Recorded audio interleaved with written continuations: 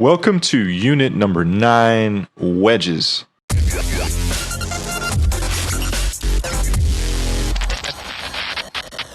I use basic chart patterns because I like the simplicity of them. The basis for almost every chart pattern that is complex is the wedge. And if you enjoy geometry, then you can say triangle, whatever you want to say.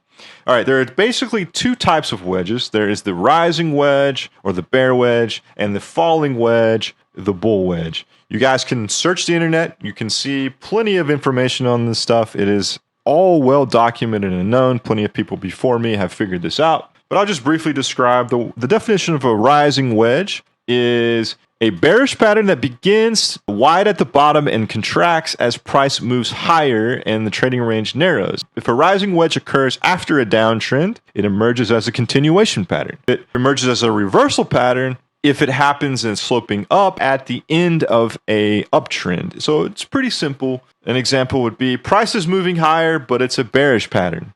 That doesn't make sense, does it? A lot of people have a problem with that. Well, price is going higher. We're in an uptrend, but this is a bearish pattern? What? The name is describing the outcome. It's an uptrend that has to distribute its bullish momentum before it can reverse. So remember, guys, we are starting to put these concepts together. All these things you've been learning for the last 7 or 8 units, we're starting to put them together to make more sense out of them. In this chart, you had a move higher, so this big uptrend, and then we have this large rising wedge, and then a down move happens after it. So it's bearish, right? People have a hard time understanding that. I've also got on here a continuation pattern. So here's a falling wedge. In this example, we'll just start labeling these. Falling wedge, another falling wedge, but this is a reversal because it's at the bottom of the trend. Here's a falling wedge continuation. Let's just label that continuation. Or curious, it sort of follows along with the course in the text version. Here's a rising wedge, followed by another rising wedge. So you guys get the idea. These things happen all over the place, all over different time frames, and they look different,